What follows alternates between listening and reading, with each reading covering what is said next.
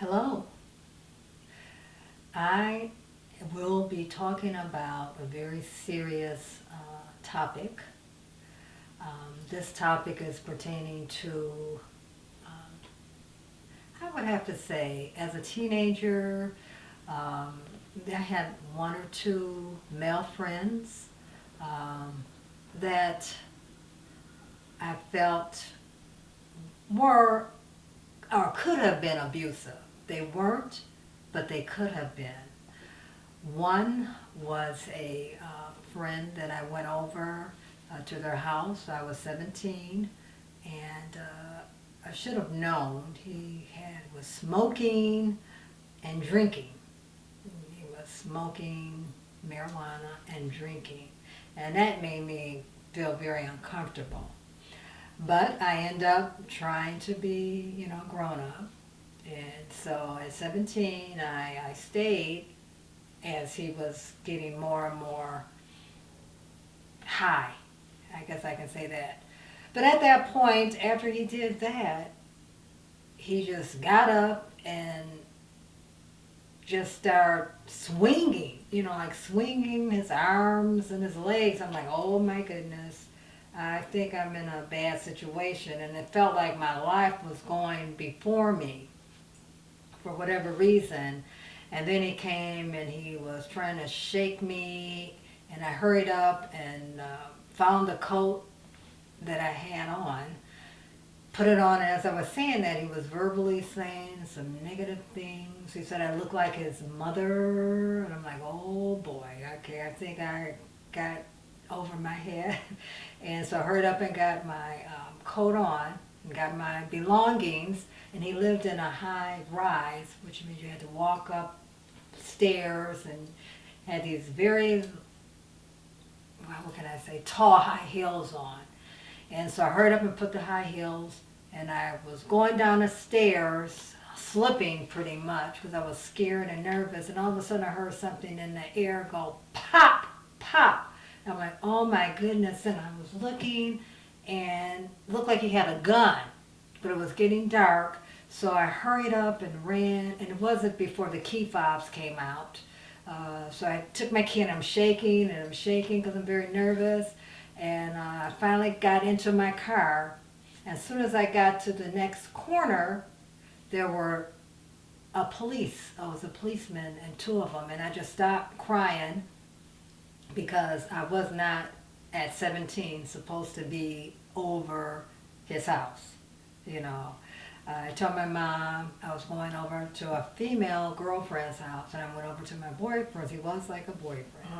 And so I just hurried up and got home. I called my cousin and told her the experience, and she was, oh, I'm telling my dad, we're going to go over there, we're going to talk to him, you need to tell your father. My grandfather was a detective.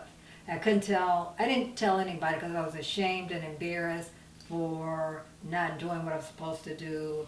Uh, Did he tell you not to tell anyone? no. Okay. He didn't tell me not to, but myself, because I told my mother that I was going over a girlfriend's house and I went over a male friend's house. So I didn't want to let anybody know, because I was an obedient person growing up, and I just did not want to. Because I knew it would upset my family and they would have pressed charges. So I stopped talking to him, and he came over to my house with a brand new Corvette, okay? And I didn't even tell my mom I'm not available, tell him I'm not here. And I just stopped talking to him. But the thing, what I want to convey, young ladies and women, use your common sense. Anytime somebody is doing something that you don't feel comfortable with, or you feel bad about, or you know they shouldn't be doing, you need to leave them alone immediately. And I am so glad that in my spirit that I was told to leave him alone forever, which I did.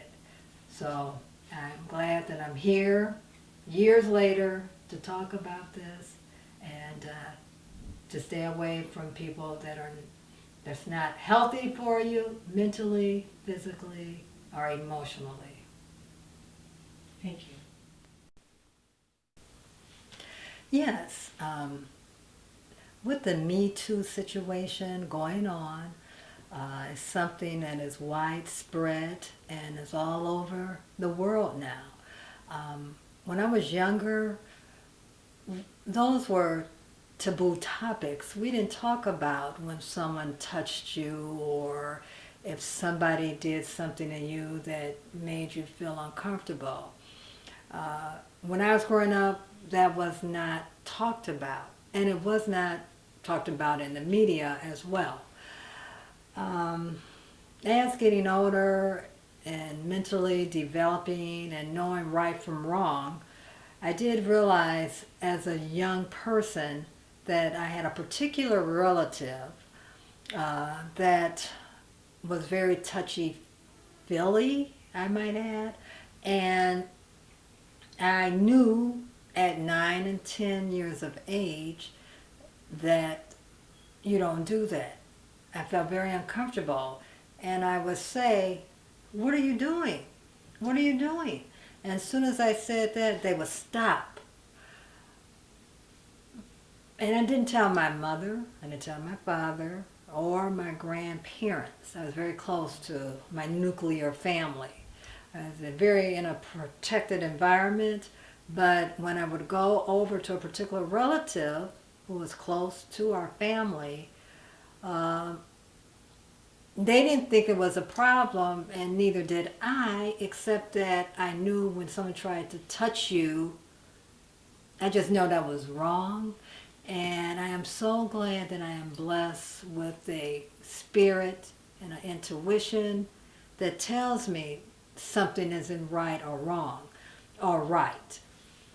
And so when that person would always try to touch me, I would always say, "What are you doing?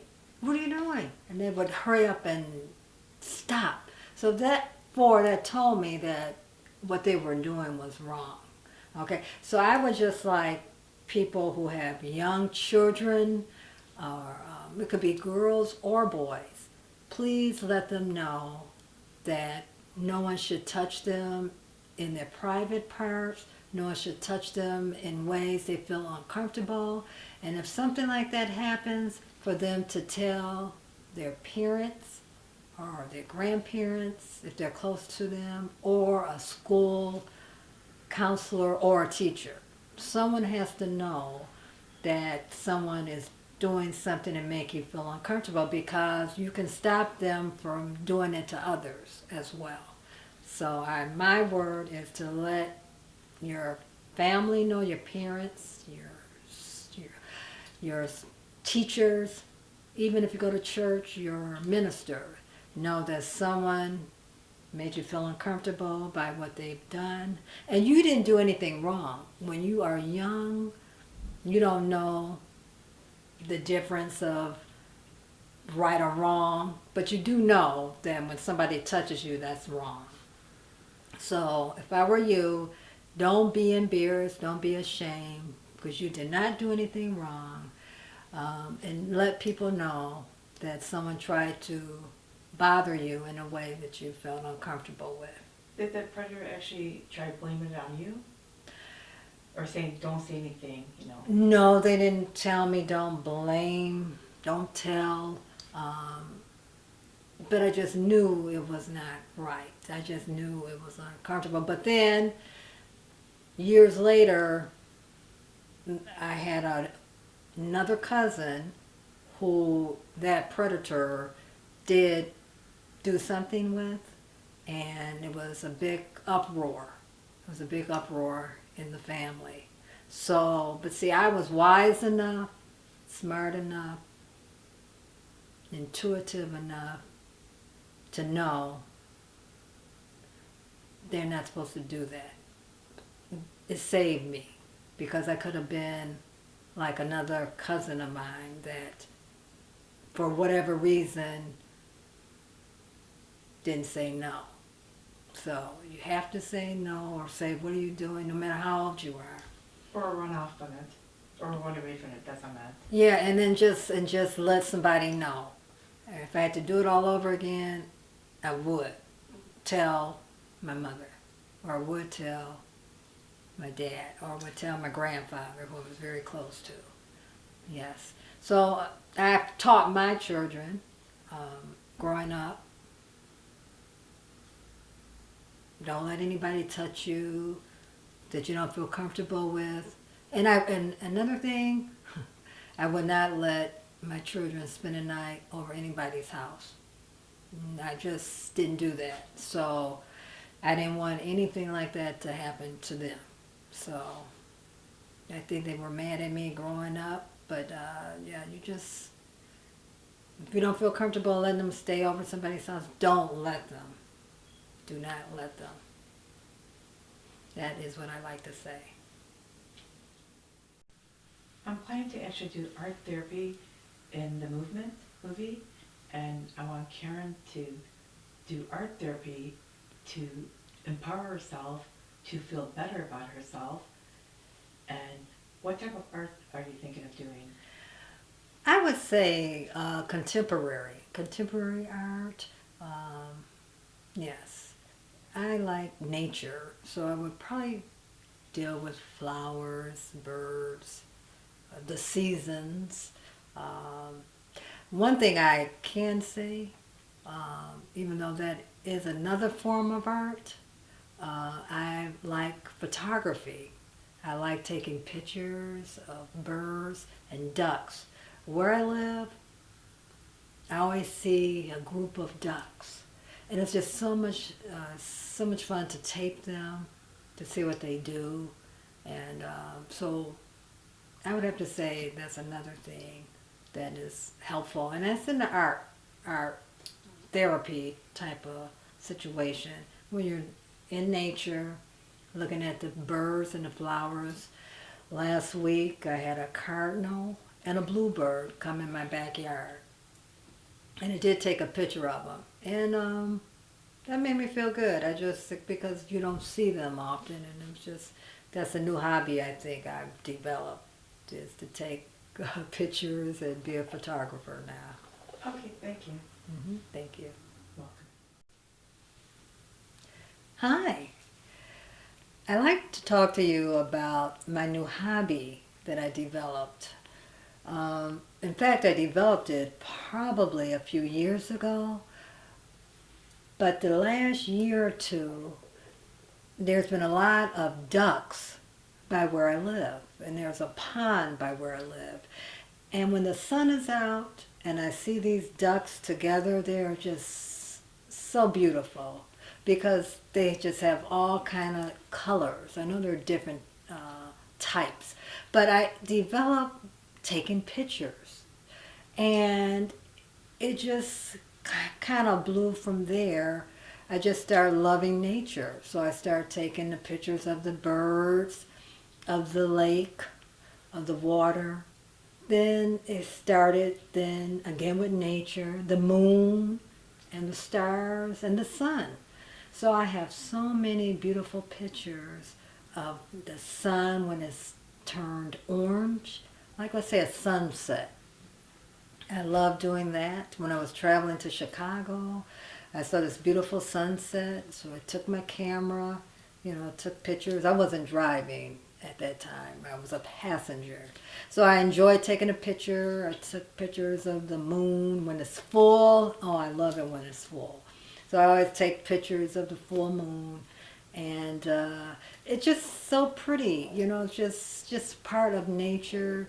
And then the flowers when they grow, it's just a nice thing. So that's a very nice hobby. I was told to submit my pictures because it's a magazine that might be interested in my pictures of nature. So that's another thing. A hobby can also turn into a profession. So I'm going to be submitting pictures. So I'll let you know what happens if I get somebody that's going to buy them. That would be great. So I can make money doing what I like. A hobby. Thank you.